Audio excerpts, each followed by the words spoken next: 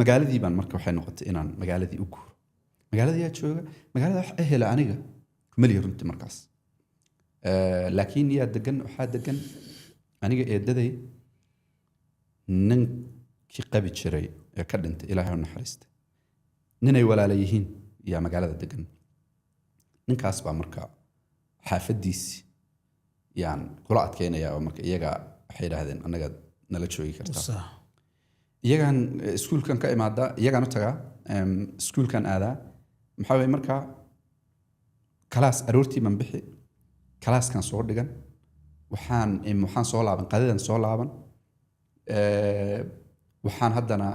qadadan ka soo noqon qadadii marka ilan galinka dambe kalaas dhiganay moogta haddana galinkii dambe soo rawix aduu qiyaastii roughly 12 kilomitir 10 kilomitir oo noqnoqda oo lahayn de wax gaari iyo gaadiid iyo wado fiican iyo waxba aan jirin wadooyinku iska caadi bay ahayn laakiin raf bay ahayn xilliga wado ma jirin yaan maalinkii ku qaadanay sanad baan marka saa ku dhiganay Cabdiqaadir wax kasta inta la sameeyay oo wax kasta lagu yiri war ninkan meel fog buu ka yimid waa sidan oo waa xariif kaalinta koowaad marka ardayga u xariifsanna waan ahay iskuulka صح wax walba inta la sameeyay wuxuu yiri may macquul ma soo noqonay ninkan saas way banaanka ka joogaya tabti isagoo ah oo iskuulkii maaragtay Cabdiqaadir adeer Cabdiqaadir ilaa khayr si anaga maaragtay ninaan abaal u hayo way shaqada waxaan uga sheekeynaya experience waa khibrad nololeed oo aan soo maray weeyaan warna marka laakiin ninka nolosheeda abaalka ugu weyn kule warun oo saynta naga gooy warun marka waxa dhacday isagoo tabtii abu maalmihii waxa dhacday in ciidamadii on lifta iyo hadii ilaahay ku idmahayo libolski iyo isjiijida isagii inuu dhax galo iskuulku wuxuu leeyahay budget buu leeyahay cunta taala maxay isqa qabsi baa yimid xilligii marka waxay ahayd xilligii cabdi bay ahayd waa ninkii adigu culays aad u baan yaa la saaray waxa culays lagu saaray meesha uu iskuulkan uu maamulaha ka yahay iyo resource-ga yaala iyo sida uu u ahaa nin aan innaba haba yaraatee dadka la biqsada ma isaga iskuulkii isagii baa ka tegey in iskuulkii inuu ka baxay noqotay cadaadiskii saarnaa awgii iskuulkii inuu ka tagay noqotay anigii dib baan u soo noqday adigu sanad haddana markaan sii dhiganayay sagaalaadkaygii magaalada Jigjigaan u wareegay magaalada Jigjigaan safar cusub oo waxbarasho ka bilaabay sagaalaad ilaa 12aad baan ku dhigtay laakiin waxaan ku soo kala ilaabay iskuulkaas iskuul wuxuu ahaa ninka Cabdiqaadir uu aad uga shaqeeyay waxbarashadiisa hadii ilaahay ku idmahayo luqadda Englishka oo kale habka uu noogu dhigay waxay ahayd cajaladu Ingiriiska keeni jiray Ingiriisku deganaa isagu Ingiriisku cajalada ka keenaya cajaladahaas iyo waxa way waraaqadihii oo wada socda oo hab laga dhigay curriculumkii laga dhigay iyo cajaladii oo wada socda cajaladu marka waxa ka caawinaysaa raadiyaha la gelinaya wada canjilaysaa wixii ay canjilaysayna buug lagaaga dhigay soo warqadana wada haysataa macallinkiina uu ku qoraya macallinkiina uu ku fiican yahay waxbarashadii iyo wuxuu dhigay marka maadada kaliya ma ahayna maadooyinka dhan baan ya waxa way si fiican baa loo dhigi jiray macallimiin reeyo barra u badnaa oo macallin uu dhaqaale fiican siin jiray baa iskuulka joogtay habeenkii inaan akhrinana lagu qasbi jiray iskuul runtii aan islaahay wuxuu ahaa iskuulada ugu manfacaadka badan dowlad deegaanka yuu ahaa xilliga iyada ah ee Cabdiqaadir uu joogay ee uu ka shaqeynay marka Jigjigaan markii dambe u wareegay Jigjiga iyo waxbarashadeedii iyo safarkii kale nin reer gobola oo maaragtay iyada lafteedu waayaheeda laba ahayd xariiftanimadeeda waxa iskama dhimin laakiin waxa weeye dugsiga Shacab Salaam man ku beeray waxaan bilaabay marka wixii la oran jiray social media iyo wixii baa soo galay nimbaas baan samaystay nimbaas ma xasuusta nimbaas baan xasuusta ha nimbaas baa ii sameeyay nimbaas ku sameeyay nimbaas ii sameeyay nimbaaskii baan samaystay shukaansi iyo maaragtay shaxshaxdii iyo intimaha la feedhi iyo xaraga iyo maaragtay teenagernimadii wixii baa yaa igu bilowday waxbarashadii jacaylka aan u hayay iyo sidii aan xariif ku ahaa waxa laga yaabaa inay iska bedeleen nimbaas kaasa marka waxa way xilliyada wuxuu ahaa waxyaabaha trending ee soo kacay bahal kaasa waxaa weeye gabdho last queen iyo najma moha maxay DJ DJ Aragsan iyo dad noocaasooda weligaa arkayn weligaa aadan arkayn yaad maanta dhan maaragtay fariintooda aad sugaysaa kol internetka ka goyo kol leyrkaa iska tegi waxaa laga yaabaa week inay kuu soo jawaabi weydo maaragtay aad yacni dee adiguna aad sugaysid jawaabtii last queen oo kale last queen gabadh aad u sharfan bay ahayd gabadh waxay ahayd ninbaas gabadhii nagu soo madadaalisay ahayd still ma garanayo hadday jirto qof caadi ahayd waa salaamaya honestly qofka aad la hadlayso warba ma wuxuu yahay ma garanayo sawirkeeda ma arag laakiin fariinteeda iyo da'deeda iyo magaceeda waan garanayaa last queen baa la dhihi jiray da'deedu waxay ahayd dhowr iyo 10 jir bay ahayd 16 meelahaas waxayna ii sheegtay inay cas tahay qof cas inay ahayd bay ii sheegtay waana ku kalsoonaa markaa iyada waxaa laga yaabaa inaynan wax walba dhab ka sheegin xilliga iyada jigjiga inay joogtay ii sheegtay gabadh cad tahay way ii faantay adiga marka iyada sheekada ugu badan iyada inay dhex mari jirta gruubyo whatsapp gruubyo waxaa la samayn jiray waxa la yidhaahdo fiber ah fiberkii qofku maaragtay maanta dhan qof aadan arag baad iskala sheekaysanaysaa gruubkaasaa waxaa weeye aad maanta dhan saa wax isugu daraysaan oo layska kaftamaya isma garanaysaan dadkii adigu internetkaas yaan soo dhex galnay oo runtii xilligaa ahaa de wax weyn oo xaqiiqada waxaa jirta marna dadku waxaa la yidhahdaa marna dadku waxay ka cararaan xaqiiqada nolosha oo tusaale ahaan noloshii kale ee xilligaa iyada ah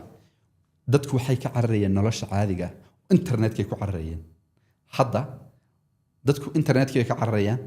oo nolosha caadiga lagu cararayaa nolosha caadiga yani tusaale ahaan inaad lugayso inaad dabiiciga wixii xilligaa iyada marka internetka cusbaa dadku internetkay u cararayeen internetka loo cararayay xilligaa adigu shukaansiyadii dugsigii sare noloshii jigjigo ugu cusub haddii ilaaha ku idmaayo yaan soo dhex galay aniga laftaydu waa 2015 xilli sii fogba ma 2015 wala 2015 dadku waxay u maleeyaan inaan ahay nin aad u weyn oo maaragtay mararka qaar waxa laga yaabaa da'daydii inuu khalad faham ka yimaado waan yarahay kama dhigna haddaba nin aad u weyn baan ahay runtii laakiin da'da inta badan dadku iga qiyaas qaataan waxa weeye waa 40 iyo inta u dhaxaysa 50 da'daasaa layga dhaxarkaa mana garanaya sababta laakiin jigjiga imaanshaheeda 2015 kaas ahayd dugsiga bilowgiisu 2000 iyo wuxuu ahaa 8 maya halka markii laga qiyaas qaato nin da'yar baad ma oranayo da'yar runtii may marka ayada markii loo eego dadka ka waaweyn waa da'yarta dadka iga sax si fiican baad marka dadka ka yaryarse wad weynta ha waa laga yaabaa maadaama nin laf dheer ah tahay in daadu way jirtaa dad badan oo iyagoo yar yar maadaama laftoodu dheer tahay numberka weyn loo qoro xaga maskaxiyan waa loo qiyaas moogto iska qiyaasun kaamilo marka halka ka soo tagto media bilowday waadigi waxa noqotay wariye jigjiga joogtay jigjigan waxaan imid adigoo media jigjiga aad u kacsan yahay oo isku ka dibadhacsan tahay oo kaala araga tay ku xidhay maxaa ka soo kaxeeyay jigjiga hadda maxaa safaradaada jigjiga seed uga soo saama qaadatay horta caliyo waxbarashaan aaday markii hore jigjiga markaan soo galay jigjiga markaan yani dugsigii sare dhameeyey oromiyaan tegay oromiyaan waxaan ka soo sameeyey digrigeygii koowaad oo accounting and finance ahaa inta badan dadku waxay maleeyaan anu journalism ma baran accounting and finance man oromiya baalaroobay ka soo dhigtay walow aan jigjiga ku qalin jabinay markii dambe waxaan 2019 yaan waxbarashada jaamacadda dhameeyey xilligaa aan jaamacadda dhameeyey marka hay'ad WFP la yiraahdo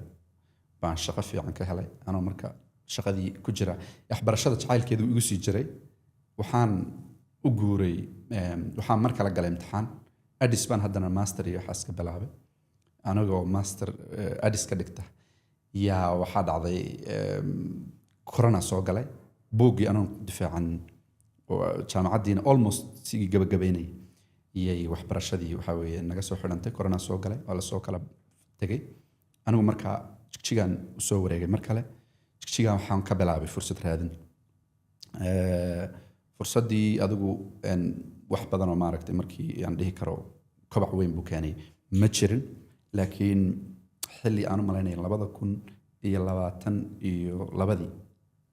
baan waxaan media yaa waxaan ahaa dadka yacni dadka inay dadka dhex galaan ama la sheekaystaan ay u fududahay laba contextna waan kala hayo dhaqanka ninka Jigjiga jooga maanta waxa laga yaabaa inuu reer magaal isu yaqaano laakiin reer magaal ma aha waa iska balad Jigjiga lafteedu waa iska balad meeshaan joognaa iska balada adduunku dee maaragtay waxay ku xiran tahay indhaha lagu fiiriyo wax reer magaalnimo oo weyn oo kala duwanaansho oo badan oo hadda Jigjiga u dhaxeeyo gobolada ma jiraan runtii waxaa dhacday marka maadaama labada area sida looga dhaqmo aan fahansanaa Jigjiga iyo miyiga iyo maxay waxaan bilaabay inaan mobilkayga wax ku duubo Facebook soo galiyo dadkii ay falcelin fiican ka bixiyaan waxaan markaa ka sheekeynayna uu iska yahay wax dabiici ah quruxda wadanka dadka oo lala sheekaysto iyo anigoo laga yaabo inaan ahaa xoogaa storyteller fiican nin sheekada inuu ku fiican yahay dabiiciyan laga yaabo marka wax iska soo galgaliyo dadku way ka falcelin fiican bay sidii baan ku waday dad badan ba ma igu soo xidhmin oo anu weli ma aaminsan inaa waxa caanimada la yiraahdo de heerar bay kala leedahay laakiin dad badan ani maanan ilaa xilligan xaadirka isbaran laakiin dad xoogaa ah oo meeshii aan joogay baa la iga bartay waxaan bilaabay marka inaan video duubo drone soo gato aan muuqaalada dabiiciga ee areada Jigjiga iyo nawaaxigeeda gobolada iyo aan sameeyo safro anigu istiro tamar baas baa markaa igu jirto oo maaragtay aan rabo inaan meelayo waxaa marka jirtay waxay yiraahdaan ninka haddii uu jeebku ka kala go'o ninna xaniiyuhu ka xoqda ninna jeebkan ka kala go'ay uu ka calacalaa waxay noqotay ama in shaqo la'aantii meesha ka jirtay iyo fursad la'aantii ama inta madaxa la foorariyo de laga calacalo oo laga calacali karo runtii in badan laga calacali karo qofkii ka calacalana uu xaq u leeyahay inkastoo ayna jirin cilla eeday ama inaan dee anigu isxilqaaniyo wax uun aan riixriixo ad marka anoo istiray in goboladan soo marmaray dad kala duwan oo maamuladii joogay iyo dadkii caadiga ahaa iyo ganacsatadii iyo waxbaan isbarbaranay saasaan marka miidiyahan aan kusoo dhexgalay waxayna noqotay markii dambe meel aan wax ka samayn karo dhaqaale ka samayn karo dad isku baranno haddii ilaahay ku idmahayo aniga laftayda fursad ii noqota dadka kale oo ka baxsan eriyadii aan ku noolayna igu xidhabay noqotay iyuu noqday media marka iyada Jigjiga markaad ka soo baxaysay safarro badan baad ku aaday meelo kala duwan adoo Jigjiga jooga safaradii kugu horreeyay ee Jigjiga aad ka baxday ee ama Soomaali inta kale ama kugu dheeraaba kuway ahaayeenoo horta safarada waxaan ku bilaabay gobolada deegaanka Jigjiga ka bilaabay Jigjiga ma deegaankeena wax ka baxsan okay markaan Jigjiga ka baxay horreysay horta 2000 iyo xagga Soomaaliya aan aaday 2024 July waxaan aaday Muqdisho waxaan invitation ka helay Astaan Television iyaga xiribeen inaan markaa aan wada shaqeyno Muqdisho marka aan soo arkay runtii Astaan markii shaqo maana wada qabanay arrin iska dabiici oo dhacday laakiin magaalada iyaga igu soo dhaweeyay si fiican baan Muqdisho runtii uga helay magaalo waxay la noqotay indha furan cusub ay la noqotay marka hore qofku markuu meel ku dhasho ama meel ku koro yani indhihiisu intay arkaan ma dhaafsana jiirhan ku weynaadeedu waa wax sax qofku intaa uu arkay wax ka baxsan inuu waxa laga yaabaa uunan aragba Jigjiga marka aad ka soo baxaysid haduuna jirin wax dhaba oo soo baxayso oo una jirin toosh aad wadato iyo meel aad ku hagaagaysid hadina jirin safarku cabsi buu leeyahay waxaan ka baxay magaalada la yiraahdo Jigjiga waxaan tagay Muqdisho markaa laakiin waxaan haystaa cid aan ku aado meel aan ku dago waa la iga horeeyaa magaaladii baan soo arkay dib baan u soo noqday Jigjiga ay noqotay in Astaan kala shaqeeyo meena hirgelin qorshahaasi laakiin haddana adigu Jigjigadii baa waxaan dareemay inay mar kale ciriiri noqoto hadiiba aan marka baxay waxaan yar dareemay inay Jigjiga lafteedu kooban tahay oo indhihii aan Muqdisho ku soo arkay iyo yacni ka horna waan safray marka koobaad ma ahayn meeshii igu horeysay ma ahayn Jigjiga ma ahayn yacni Muqdisho ma ahayn markii igu horeysay meelo kale aan tagay way jireen. Addis waan tagi jiray, Istanbul dhowr jeer baan tagay. Haddii Ilaahay ku idmahayo ma ahayn marka mardhoof ma ahayn, laakiin jigjiga waxaan dareemay inay si koritaankayga nafsiyanka inaan markaa iyada inaan istaahilin oonan ku noolaan karin bay naftaydu ii sheegtay. Ma sax bay ahayd, ma sax bay ma ahayn, waxaa laga yaabaa waqtigaa laga yaabaa inuu sheego mararka qaar. Laakiin saasaan istusayay. Waan ka baxay mar kale jigjiga safar diblomaasiyadeed oo maaragtay markan aad madax ka ahayd weliba. madax aan ka ahay oo xiise leh yaan China ugu baxay. haddii aad rabto inaad xiga weydiiso safarkaas. safarka China ma aad baan u rabnaa sababtoo ah China sheeko badan baa kaa soo martay. safarka China safarka diblomaasiyadeed waxaan u dhiganaa safarka diblomaasiyadeed, laakiin waagaa qorshe kale u ah. waaga iyada dadku waxa laga yaabaa dadku way ku kala fikir duwan yihiin. dadku say u dhigaan. yaa kula socday safarka, yaa kugu wehelinay, maxaad la soo kulantay? horta wafdi baan odhan lahaa, laakiin suul lama wada qabin. dad badan baan ahayn, dhalinyaro badan baan ahayn. aagga Soomaalida dadku dhaqaalaha iyo fursaduhu inta badan waxay gacanta ugu jiraan dowladaha iyo systemyada. صح. waxaa laga yaabaa marka qofku hadduuna systemkii unan ku taagay oo dee waxaa laga yaabaa dhaxal ma helo. qofka dhalinyarada ee Soomaaliga dhaxal ma helo. waa nin raba inuu wadadiisa isagu furto, waa nin isagu raba inuu isriixo, waa nin isagu iswada. haddii markaa uu ka helo garab ama ma sheegin ama ehel ama qaraabo ama ganacsato qof u dhow hadduuna wax ka helin, dowladdii iyo systemkiina uunan waxaa laga yaabaa uunan ku tiirsaneen, waxaa laga yaabaa markaa meeshaas inuunan horumar fiican inuunan ka arag baa laga yaabaa. صح. hadduu ka arko lafteeda oo uu markaa line haystana dee isagiiyo khayrkiis. laakiin marar badan qofku markuunan labadaa midna ku tiirsanayn ama ehelkii uunan wax ka soo gaadhin ama cid kale oo u faragoda ayna jirin, waxaa laga yaabaa meesha inuu ku qaado. qaaditaankaas laga yaabaa inuu ii sawirmayay jigjiga markan dambe ka baxay 2024. waxaan islahaa niyahow tamartan jigjiga yeenan kaaga dhiman bax. safarkaa diblomaasiyadeed aan kuu sheegayo waxbaan isku aadistay. wixii aan hayay iyo toolskii wixii oo dhan baa isku aadiyey. waxbaan adu dabadaan iska maray. waan soo maxaan ku dhahdaa halka sagxaddaan iskayey toolkayga wixii oo dhanna jigjiga si aanan weligay dambe kusoo noqonaynin baan uga baxay. صح. waxaanan rajayn lahaa inaanan sidaa samaynin, sababtoo ah qofku marka uu meel ka baxayo mar walba waa inuu ku xisaabtamo meeshaas inuu kusoo noqon karo. oo waxaa la wixii kor loo tuuro dib bay usoo noqdaan. kuma fikirin. waxaan isiri jigjiga wadaa furnayd, waxaa loo socday haddii aan diblomaasiyadda andaha ka qaadno. waxaan loo socday Maraykanka loo yaacay. صح. dadku marka ruudkii iyo meesha la marayay ma wada sheegayno of course. dad waxaa laga yaabaa caroo kale ah oo ari hadda soo gat oon akhbaar bahayn wadadaas inay xidhantay.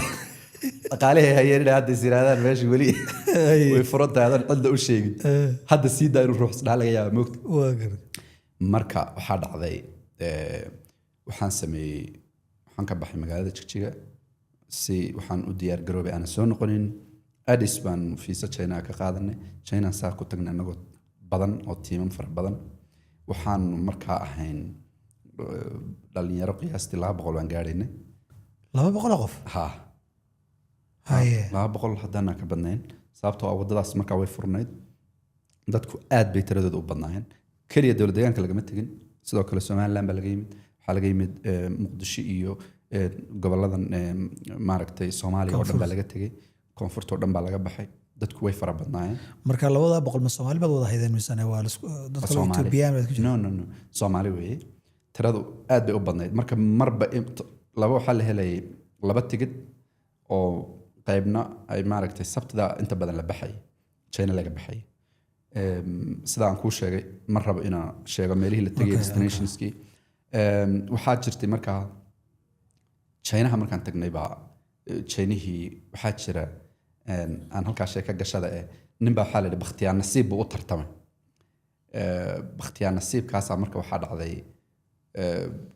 bidaar buu lahaa. bakhtiyaar nasiibka marka alaab baa lagu guuleysanayaa, isaga 5 laa u soo baxday.